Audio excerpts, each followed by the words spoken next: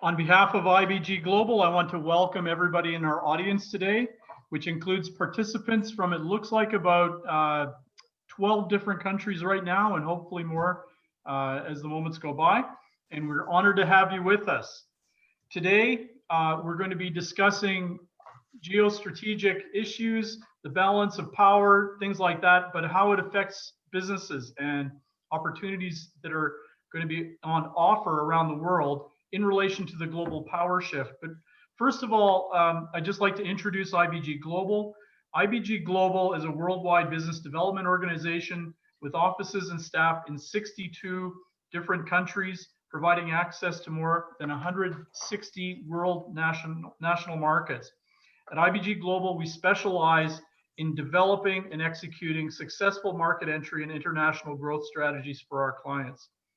We work to exceed the goals of our clients through a variety of business development activities such as matchmaking, partner and joint venture sourcing, direct and indirect representation, site location, and investment assistance across most major industries and product categories. These efforts begin with the establishment of client goals based on thorough market research, followed by the development of a strategy to achieve those goals. In a word, we are here to help you. Joining me today are three colleagues and friends who've been associated with me for many years. And in fact, one of them has been a friend of mine for 21 years. And I'd like to introduce each of them in turn. We have Sherwin Pomerantz from Israel, working throughout the Middle East right now. We have Ana Aroyo with Negocios Internacionales, CEO, and she's based out of Mexico City. Juan Millan, CEO of Geteth Networks in Madrid, Spain.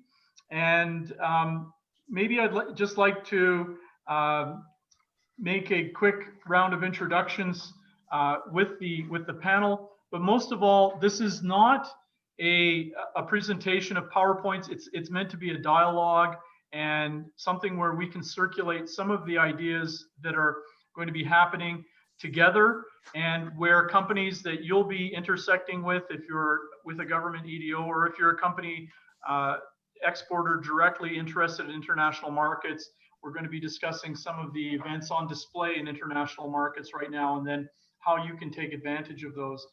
And so we did pick these three markets because there is a particular amount of new activity happening within each of these markets, particularly because of the global power shifts that are on display right now.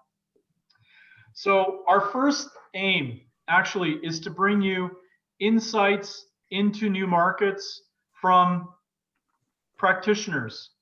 We're not actually teachers, we're instructors, and the difference between a teacher and an instructor really is that we're practitioners in what we do in our own markets. We're in the field, and that's a key element of what makes us successful with companies around the world. And so we're here to provide insights from the field, and these are really the key thing that we're going to be discussing this afternoon, or this evening, or this morning, wherever you might be.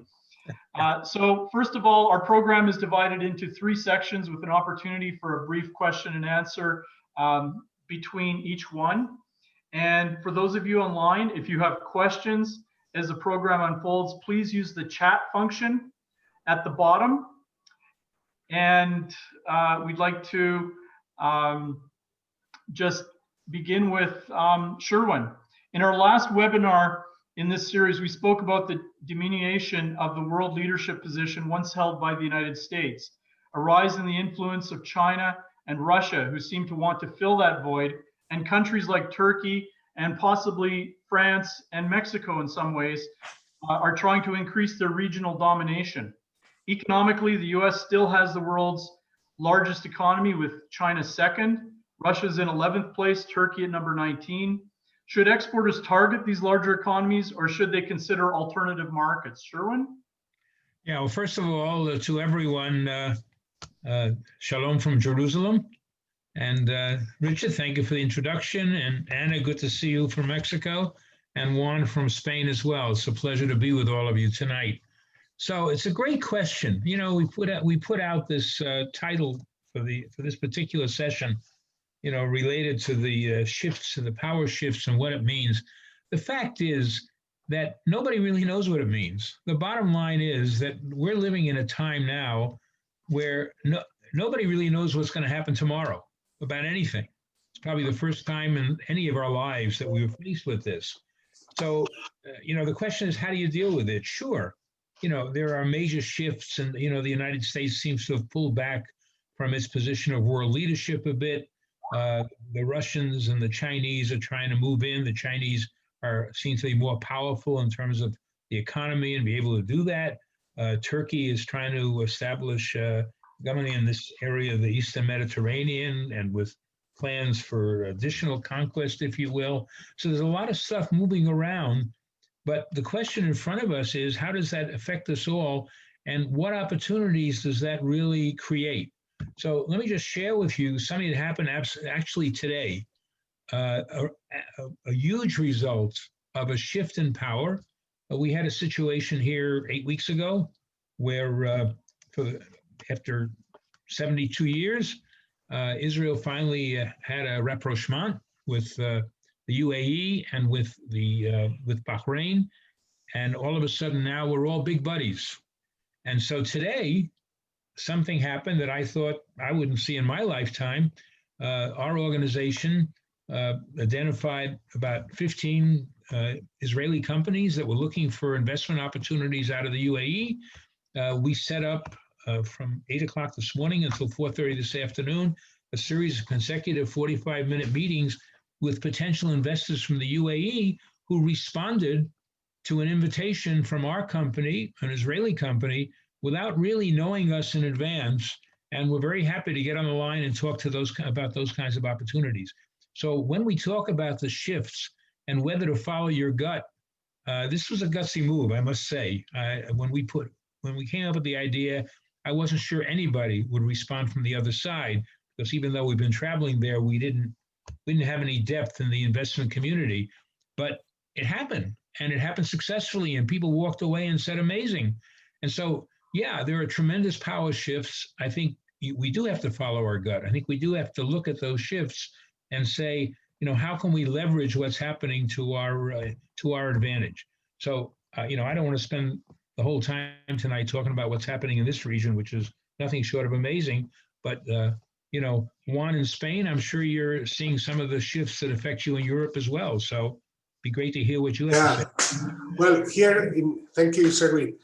And thank you to all of you. Welcome from Madrid.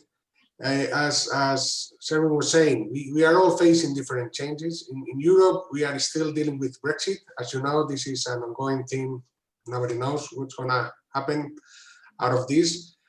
But I think there are some trends that were before all this mess, and they're still there. One of them is the rise of Africa. Like Richard and I have been working together also with Sherwin to create this bridge between Africa, the United States, and in my case, Europe, because what is clear is Africa is becoming the new thing.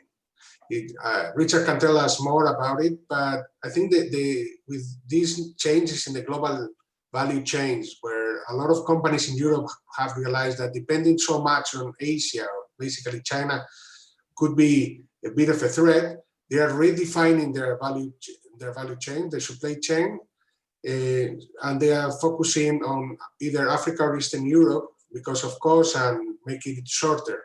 So this is a big thing. This is something was happening before all this situation, but now it's been faster. So in this regard, I think we need to follow our guts, but this is something Richard and I discussed some years ago about how Africa and Europe can work closer. And this is something, Anna, is happening in Mexico and the United States with the China and the United States trade war, isn't it? Yeah, that's correct, Juan. Good morning, everyone. Buenos días a todos desde Mexico. It's a pleasure to be here today. And Juan, you're right. For Mexico, the China and U.S. war has benefited Mexico. As you know, China is a provider of a lot of electronics. Mexico, in the north border, we have a big maquiladora industry which supplies electronics to the U.S., but we have seen an increase of the exports to the US with electronics, basically screens, cell phones, and all these type of devices. So for Mexico has benefit.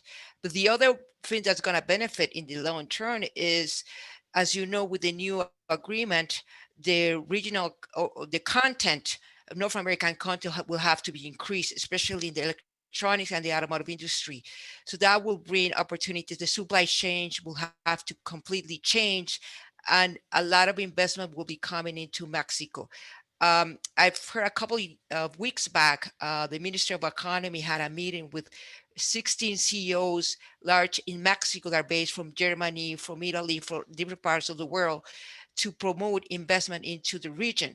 Because what they need to do is they need to have more regional content in Mexico that coming from either Canada, United States, or Mexico, to be able to continue to sell automotives in the region or aerospace or whatever it is related.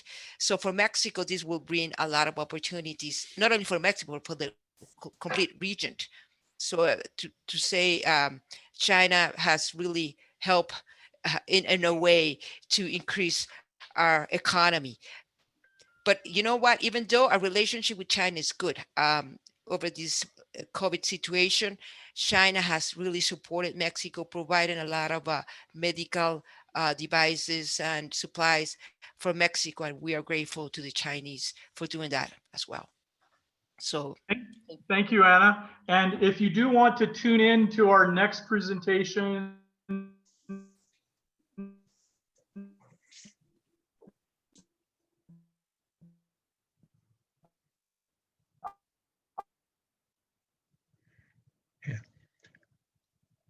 Looks like Richard has frozen at his end. or maybe he's having internet connection problems. thank you. Yes.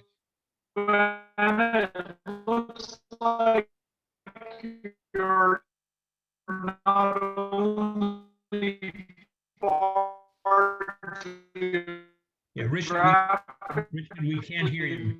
You're okay.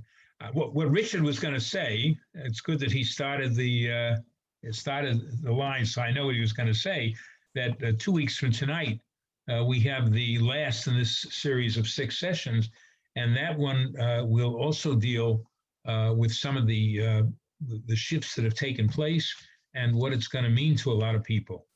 We know, for example, I happened to look at one of the Q&As while Anna was talking, and the question was, you know, in our case, you know, what does the shift mean in terms of opportunities for Western countries? Maybe we can talk about that for a minute or two, but I know what's going to happen here, that the new rapprochement between the countries will foster the construction of a lot of large multinational infrastructure projects. And when you look at that in our area, we don't have the resident capacity to deal with that without outside help. That there is no way that Israel with 9 million people and the UAE with 9 million people roughly, there's no way that we can support internally the kind of infrastructure changes that you're going to see. Yesterday, the first ship ever came into the port of Haifa from the UAE. Now, you know, Israel is going to become a huge land bridge, a bigger land bridge into the Middle East than it's been because of all of this. And now with flights being able to go across, to fly over Saudi Arabia from any country of the world pretty much.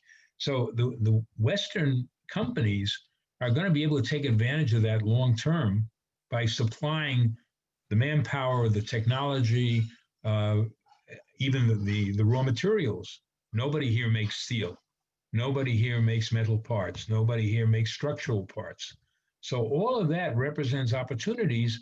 And, you know, it's either going to come from Europe or it's going to come from the United States, or it's going to come from, if China gets its act together, or other countries in the world. Mexico as well, Sherwin, we have a big steel installations in Mexico. So that could be an interesting opportunity as well.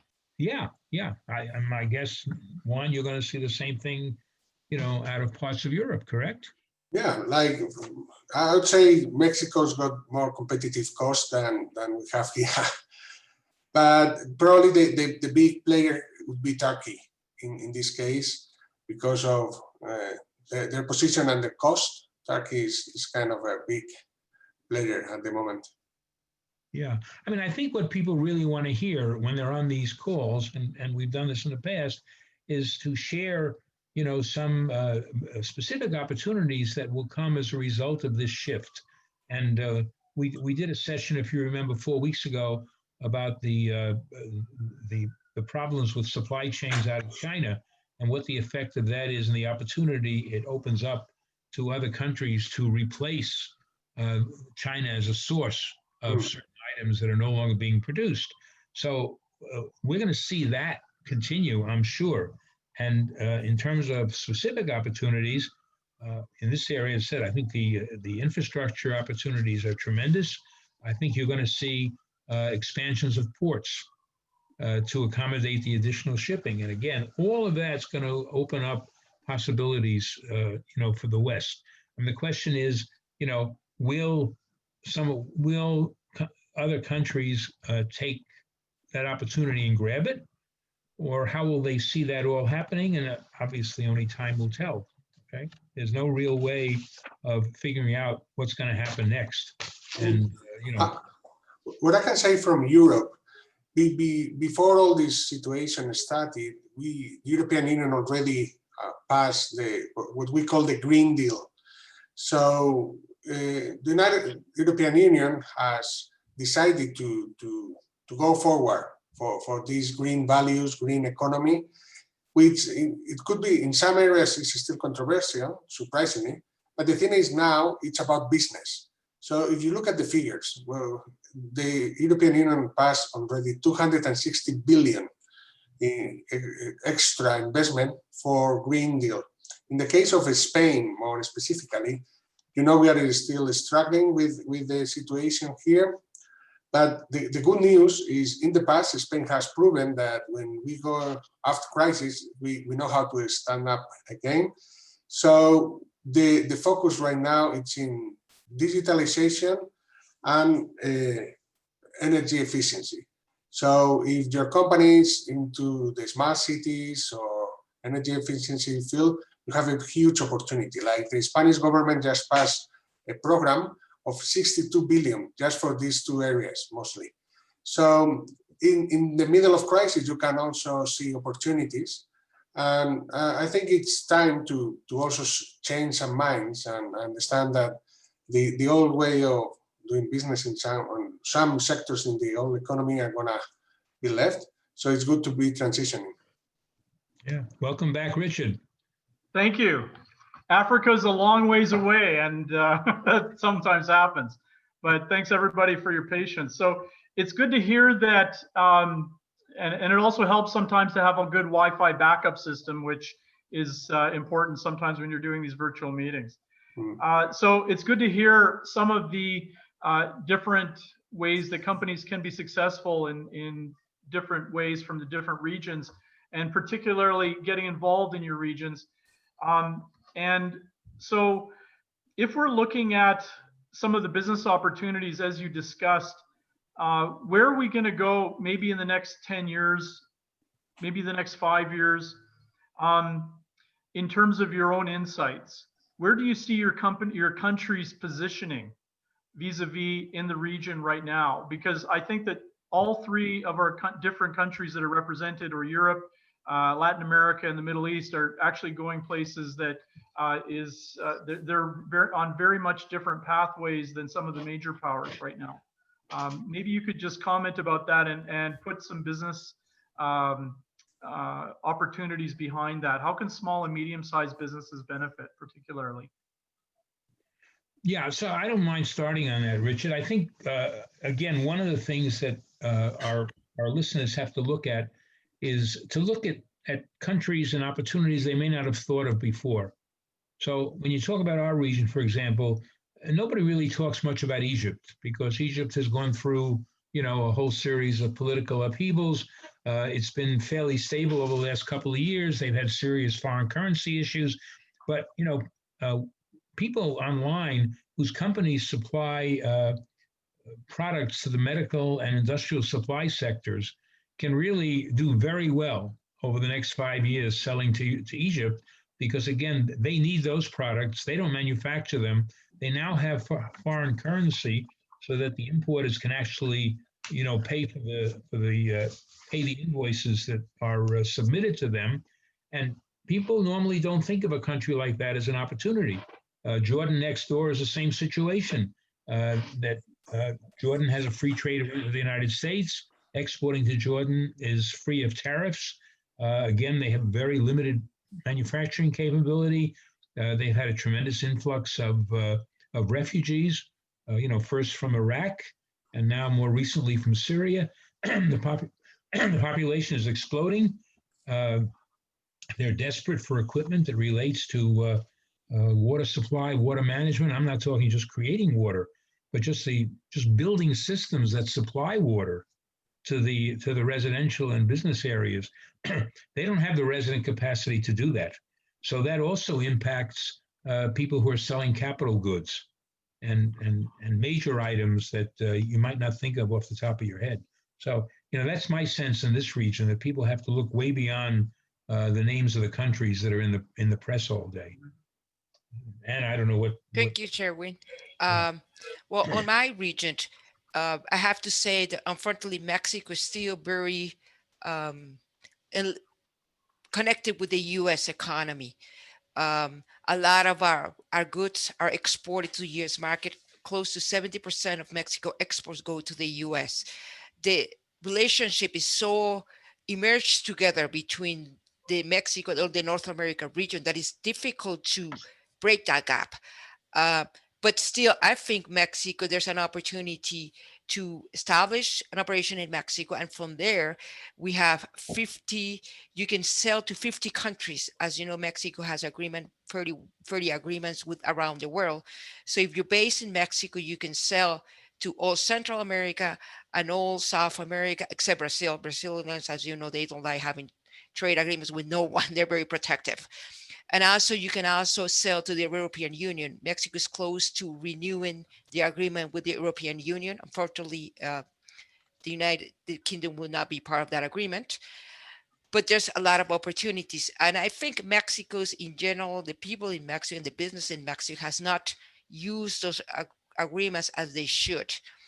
And I think if foreign companies come to Mexico, they can really take advantage of using those agreements and open their mind to different areas around the world and take those opportunities. The areas of Central America are areas that are very poor. They have a lot of problems of infrastructure, and there's a lot of opportunities in that area. And with trade with Colombia and with Brazil, they're big economies, so you can have a lot of trade going on with South America as well. So I think there's a lot of opportunities. We have, as Richard was saying, we have to look different. We have to think different. And other areas of opportunity in our region, especially in Mexico, is the digital transformation. The fintech is amazing in Mexico. I think we're the number one country in Latin America that has established a new law for fintech, and we're working to have it regulated. So there's a lot of opportunities in that area, and there's a lot of opportunities in the digital transformation. Mexico is really going very quickly to have a digital transformation. We're working very hard to find the 5G in place, to work with the Internet of Things, to make a process better, more efficient. So there's huge opportunities in that area, huge. I gotta say, huge. I don't know in your case, Juan, you mentioned about digital transformation in Spain as well. Yeah, in the case of Spain, we have probably the largest 5G network in Europe so far per population. So we made our homework in the past. Now we have to fill it with proper service, new products, and we are ready for that. We are going to have the public and private funding, mostly public at the moment. But in terms of opportunities, I think going back to what Richard said before, it's about taking advantage of the opportunities. At the moment, I still see Africa as the biggest opportunity worldwide. In terms of population, purchasing power, Africa is going to be the next thing. It's, as Richard said in the seminar we organized real life in Madrid, not so far ago, Africa is in a similar situation that China was like at the beginning of the boom, but they have the language and they have the internet, like they are more well connected. So in some capacities, Africa is going to explode. Spain's got a strategic position for that. Like currently we have Algeciras and Valencia, which are the 4 among the top 10 ports in Europe. And we also have the Canary Island, which is the perfect logistic base for that. So traditionally, we've been the bridge between LATAM and Europe. But now I think we can shift that and we can add to that position our closeness to Africa. Like right now, Spain is the largest investor in Morocco. And because of our positioning in the Canary Island, we can access, you can set up the base in the Canary Island and then operate in the whole Western Africa region but being within the European Union. So in terms of these opportunities, I think it's about what is happening, and I think this is happening in Africa. I don't know if Richard will agree or not. Well, I'm just moderating today, and but I'll tell you that all of your insights are really valuable. And after this session ends, we're going to be sending a directory of our members out to you so that everyone will be able to contact any of our IBG partners with any questions on any of the other individual markets. And I would say, yes, Africa's destined for good things in terms of GDP growth, in terms of GDP per capita growth, in terms of demographics. 60% of the people here speak English to some degree or another. They do business in English or French. And then you've pretty much got the whole continent nailed down, except for a bit of Arab and Portuguese. So anyway, Richard, moving you along. know what I think? Thank you. Yes, I know. You know what I think part is of Africa really... is in Sherwin's bailiwick as well. So get your questions to us later. No, I was going to say what I think is really interesting about this exchange tonight is we've been on the wire for almost 30 minutes, and nobody has mentioned the word COVID. It's amazing. All right. Nobody has mentioned it. And the only reason I'm bringing it up now is because even though everybody, is, quote, suffering, if you will, from the results of this thing, we fail sometimes to see the benefits. And the benefits, involve all of us on the screen and everybody that's online tonight, that COVID has and will continue to force a tremendous amount of economic diversification around the world, which is going to be to the benefit of everybody if companies know how to leverage that. In places where oil has been a base, like the Middle East or Venezuela and other places, oil revenues are down to minimum levels. So people have to wean themselves off the income from that. Fintech as a sector is growing like crazy because of what Anna mentioned, because of the digitalization, and because everybody is doing everything online that they can possibly do today. And that results in an expansion of remote technologies as well. And I'm hopeful, and I think we're seeing some of us along the way, that as a result of these, quote, benefits from COVID, we're also seeing increased regional cooperation, right? That you could actually make an argument for the fact that in some cases, countries are now coming together that may not have been such friends over the years as a result of what's happened with COVID, and that's forced people to look a bit beyond what they were used to seeing every day of the week. So I think it's important for our audience to see that we're sensing that in the markets that we're in as well. I didn't mean to interrupt you, but I did. But I'm the MC and you're supposed to be the one talking, Sherwin. Yeah, But in any case, that one of the key things that you have to remember, and most people in small and medium-sized export do know this, is that you can make fortunes in small countries. You do business with people, you do business with individuals and companies. You don't do business with nations, and you don't do business with statistics. So find a place that you like, find a place that you enjoy, and start doing business with that place if they're a good market for your product line or service, because that's critically important. And a lot of these markets that are really interesting that are coming up in terms of the size of the market, the demographics that are showing. All of these critical things are really interesting markets, and they're becoming bigger and more expansive, and this is becoming very interesting. So I'm going to shift now gears a little bit, and I'm going to talk about whether you go with your gut or whether you go with your analysis, the frontal lobes, or do you want to go with maybe something in your gut? So the first thing is, Anna, maybe I'll let you answer that question as I ask it. Do we buck tradition and explore new paths, or do we really look hard at the statistics that a market can offer us and do a lot of analysis? Fortunes have been made by exploring new places. Fortunes have been made by careful study. Tell me what your thoughts are. Thank you, Richard. Honestly, I think today is, as Sherwin's mentioned, is we're in a situation totally different. Last year, the diversification started. I mean, it was constant, but today it's a totally new world. We don't know what's going to happen, so we have to think different. And I think at this point, I think you have to use your guts, because sometimes you don't know. I mean, even the statistics are out there, but we don't know what's going to happen at the beginning of the year or at the end of the year 2021, because all economies have been disrupted over this COVID situation. So even though we have some statistics we had at the beginning of last year, and all of a sudden everything changed. I mean, Mexico was expected to have a big investment. We're going to have the new agreement. It was like everything was beautiful and wonderful, and everything changed. Today, we have to follow our guts and see where we can really do business. And to give an idea, I think this has changed so much that, for example, for small businesses, the use of e-commerce is a great opportunity, especially with the new agreement. You're allowed to I don't know how to say this, but the amount of goods that you can send, or the value, has increased. So you're able to send small things through the e-commerce to Canada or to the US or to Mexico. And if the amount of numbers increases, you're gonna have a fortune.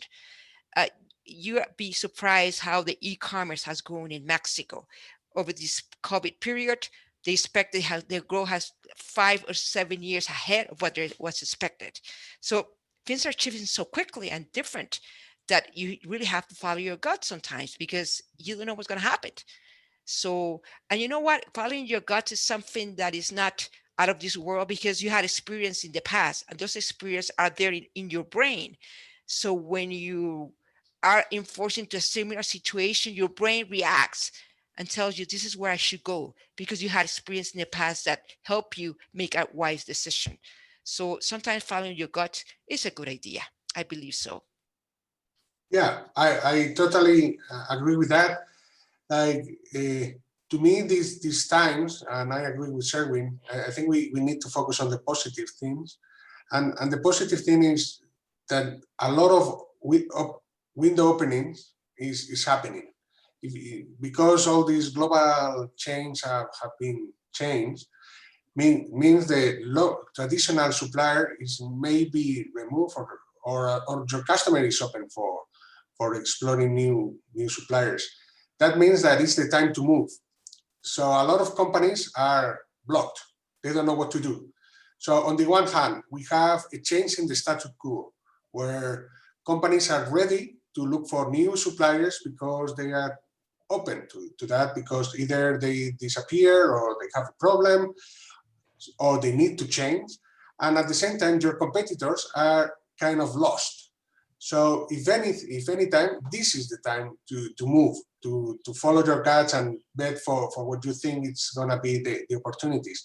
I think it's either through IBG or through any IDO or any other consultant, it's good to complement that gut with some knowledge, because at the end of the day, like, it's always good to have the experience, because Anna, you mentioned if you had a lot of experience in the past, but some companies don't have that experience. So it's good for them to complement that experience with what happened or what we've work through with all the companies we work with. So I think it's a great time for companies to explore new opportunities. You know, and also something important, Juan, is when you come into a new arena, and especially as you said, a lot of companies are not used to working with maybe Mexico or Spain or Israel. The cultural differences is very important. We're here based in the ground. I'm Mexican, so I understand how Mexicans think. So that's they need those resources to really understand how to enter the market and how to do business with people in our regions. So it's always good to partner with someone that is locally, that knows the people, that knows how to deal with businesses. So that's a very important issue. The cultural issue is very important. Even for us that we share the same language, but yeah, we sometimes right. not to say the same in Spain and Mexico. So even for it us, could be a we bad need a word. local You're expert right. in Mexico. Yeah. I actually said at a meeting yesterday, if you recall, that even though we've been traveling back and forth to the UAE for 20 years, I've learned more about the culture of the UAE and local issues in the last 8 weeks than we learned in 20 years, because now we're dealing, with a much broader audience. But I want to go back to something. It's interesting, I think IBG sometimes is in the forefront of thinking way ahead of sometimes the professionals in the field, and we're also professionals in the field. If you recall, 2 years ago, Richard, you and I and Anna and 2 others, we did a 5-state marketing swing through The United States. 5 states, right? Arkansas, Tennessee, Kentucky, Indiana, West Virginia. And the purpose of that visit was to speak about the opportunities in all of these markets and how companies in those places should take advantage of those opportunities. And in almost every one of the places we visited, I think people left with their mouths pretty wide open and their eyes open as well, because we brought information to them that they hadn't known before. Sadly, nothing really concrete happened as a result of all of that, except that we provided a lot of information. But I think both Anna and Juan made a good point that because the 20 of us that are around the world are in market, so to speak, that we have the capability of helping people, whether it's the United States or Europe or other places, understand the local culture and to be able to maneuver through it for a business generation standpoint. So that's like super important and a value that we bring to the table. Yeah, I'd say that's even more important in Africa, Richard. Absolutely. And one reason why we have people in 15 different countries with our group is because often you need a personal touch. You need to go and visit the people to get a meeting for the counterpart. It's very hand-to-hand here. It's not as easy as just picking up a telephone sometimes. So knowing the local culture is critically important. And Africa is a huge place. The cultures are as different. If it was Europe, it would be as different as Spain to Moscow, and the geography is even bigger. So, and we have to understand that, and that's part of the key to doing good business is being yourself in a new market where you understand other people's nuances and can contribute. Anna, I know Mexicans often have a hard time saying no. Spanish people have less of a hard time saying no, but in Africa, there's countries like Malawi, you can't say no very easily. And in other countries like South Africa, you can say no fairly well. So, but getting to the main question of the day, what are the next steps? How do companies worldwide move forward if they're ready to actualize their dreams and entering new markets? So as an example, what can each of you and our network do for them? And maybe share a few examples of some of your success stories if you can quickly. I would like to start, if that's okay with you. During this COVID situation, we have been working with a lot of with companies.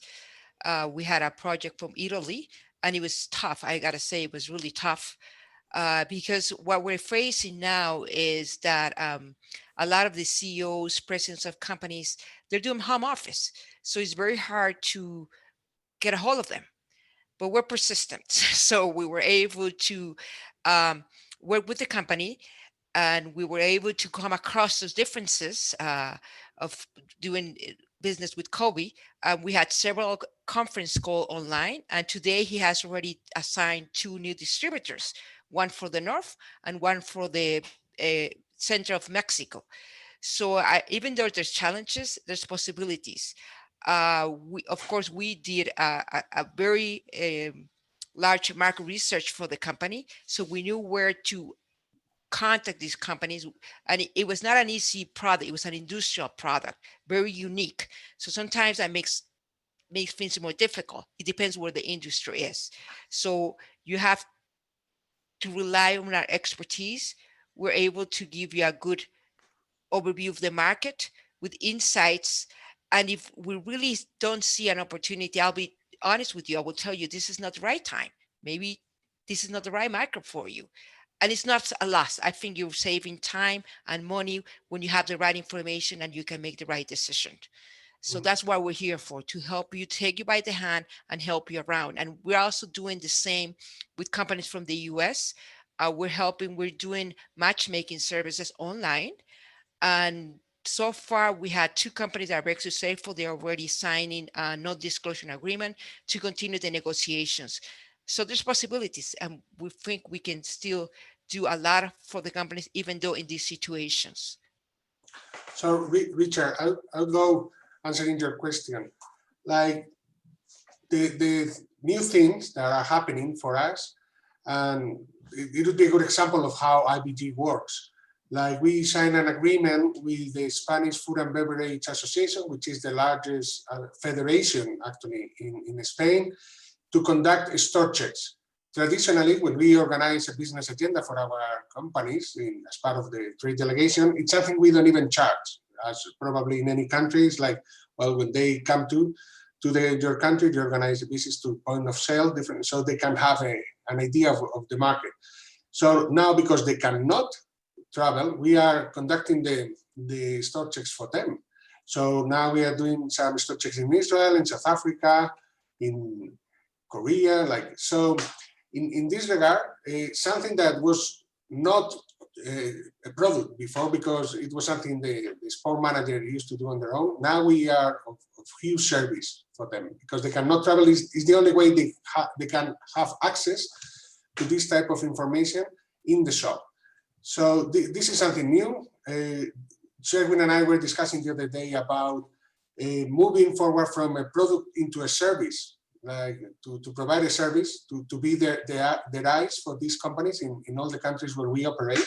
As you mentioned before, we cover the whole world, or practically. So if you are an export manager and you want to have a visual on how the products are in a store, we can do that for you. So this is something that we didn't think about it before this situation. Yeah, I think actually something that people don't always understand when they see IBG, what they know about us as individual operators, is our scope and our capabilities are way beyond the concept of an Asian distributor search. So, for example, we have a partner, an IBG partner in Japan, who for an Israeli company that we brought to him, wanted to enter the market. They did a market study, at the end of which the Israeli company decided they'd like to have a representative there. Well, it's not so easy to engage a representative in another country and manage it. So our IBG partner went ahead and said, well, what I can do is I can hire the representative that you would like to have, and I'll manage that representative for you. Now, that's way beyond what you would think an organization like ours could do, but it's the kind of thing we do all the time. There's always another step that we can bring to the table that is beyond just matchmaking, and is well beyond what you could possibly do on the internet or through electronic means. So it's that personal touch that adds a value of having somebody on the ground who can do more than just check out the market, so to speak. Yeah, the world is moving more toward actually relationship building in business, not transactional, which is usually the way things are done in Northern Europe or North America. Very, very different. And you've got to focus on creating those relationships as you're doing business and before you're doing business. So it's critically important to maybe start with somebody who's got a few of the cultural analytical tools as you enter a new market. And so Sherwin, thanks for those things. Sherwin, we have a question in the question and answer. And hello, our business is focused on capital equipment sales, Burns roasters, industrial capacity coffee bean roasters, not related to multi-billion-dollar infrastructure projects. Can we talk about the opportunities surrounding the capital equipment realm? Sherwin? Yeah, so as a result of the changes that have occurred, not so much the shifts in power, but rather just the changes in the economy, frankly, since COVID and the way things have shifted around, you're going to see a fair amount of growth in a lot of service industries. We have clients who are pushing that side of it very strongly. And as a result, people who supply catering operations, or we don't know where restaurants are going to go, but we assume they're going to come back at some level, or anybody who supplies equipment. Schools are being refitted. Industrial firms are being reorganized to accommodate the new reality of the health situations that we are all dealing with. And so to answer that, let's face it, the people who've made more money in the last 6 months than anybody else are the people who deal in plexiglass. Okay? They become rich people in the last 6 months, where they can't keep up with the demand. And we're hearing that, by the way. We're hearing we can't keep up with the demand in a lot of areas. And so new things have emerged as a result of the new reality that we're living in.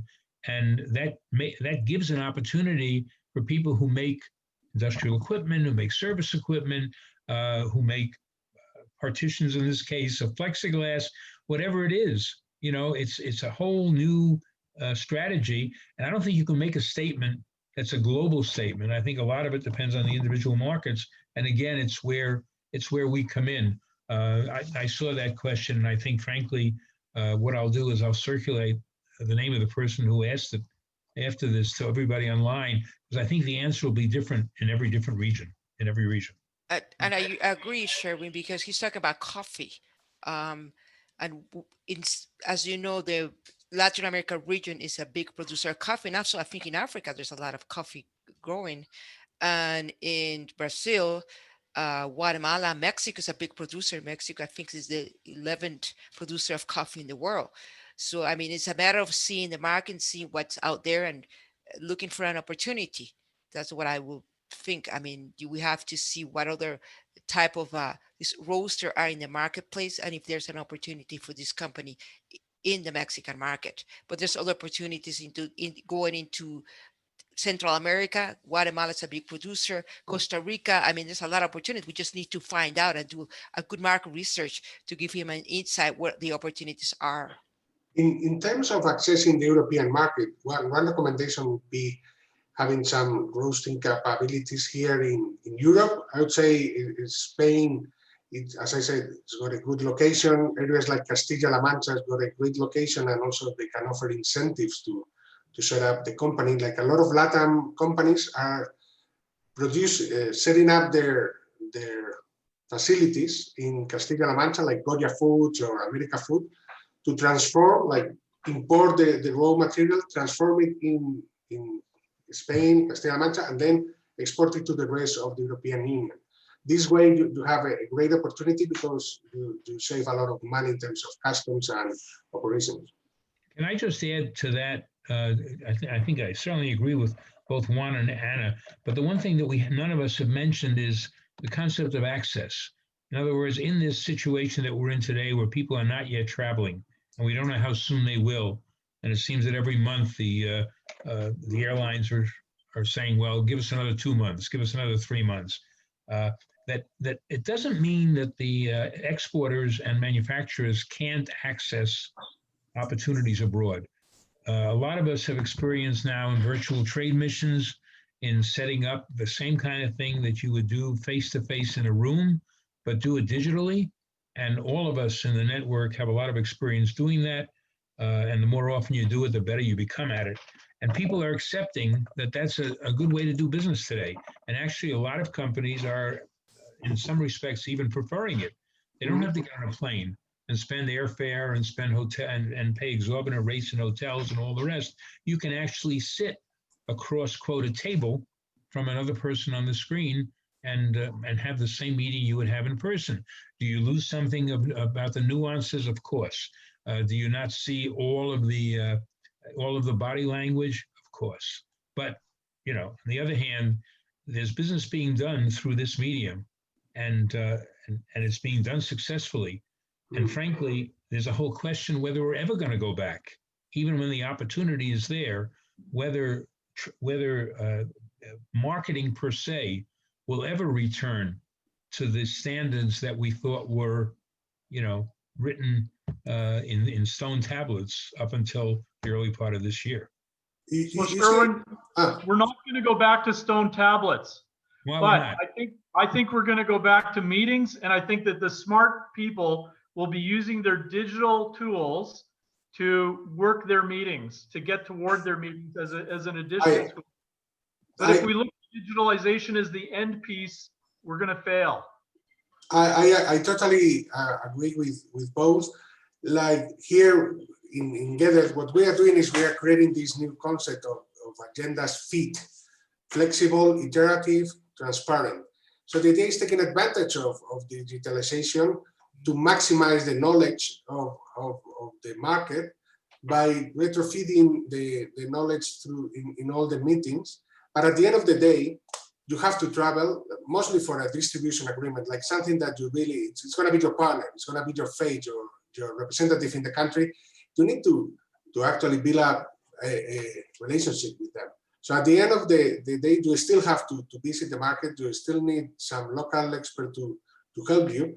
But what you can do is maximize the knowledge in the process before traveling. So that's the whole spirit. I don't see that everything is going to be only digital, and it's not. No, but it's not wise. But Juan, I think my point is that we can't wait for that. That's my point. I'm not saying that we'll never do that, any of that again. I'm saying that it would be detrimental to the growth of a business for people to sit back and say, well, I can't really do much until I can actually go there and talk to somebody, because that's just not true. Well, you know, Sherwin, I've noticed that a lot of the companies, especially from the US and Mexico, they're going into digital. They're doing business online because I agree, they can't stop. I mean, you have to survive under these circumstances. Yeah. You can't just wait sitting down until you're able to travel. So a lot of them are doing that. And you know, even though personal relations is important, and as Juan's saying, you can start doing your market research or information about the market. And when time permits, maybe you will be able to travel and have a face-to-face meeting with the company. But in the meantime, you have to continue. You can't stop. I agree with you, Sherwin. Listen, I was surprised. I was children in a year. We really do want to travel. Okay, but in the meanwhile, we use this vehicle best we can do. I was surprised with one of the companies that we're working with, Richard. They come from agri-machinery, traditionally not very technological, to say something, and now they are dealing. Actually, they were one of the first to suggest to have video calls, and Richard the other day Richard and his team closed a deal for them, for a distributor in one of the countries. So it's kind of, people will adapt. The ones who don't adapt will disappear. I would say that would be the main message that I have to share today. It's not about knowledge gap, it's about adaptation. You need to go with the new times, and this involves becoming more digital, but it still is about the basics, being a good businessman, being a decent person, being trustworthy. So the basics are the same. You just need to adapt. And delivering what you promise. Yeah. Exactly. So just to tie things up, I think that Juan, your final comments were really perfect. We've got to be adaptive to the big power shifts that are happening. the new technologies that we're dealing with. Digitalization poses opportunities, but also threats, because I see that one of our the companies on board does enterprise software, and they deal with insider threats in terms of things. But cybercrime has actually gone up during the pandemic period, and so we have to watch that as well. It's not going to disappear either. So, and cyber threats are not simply on a small level. They exist as part of the power shift. And if we look at nation states that are using it as a weapon and they've weaponized it, we're almost in a state of war in some ways. And so we do have to be very careful going forward. Be protected, everybody out there, in terms of everything that's going on. Digitalization can be your friend, but make sure that it's going there. So adaptation is perfect.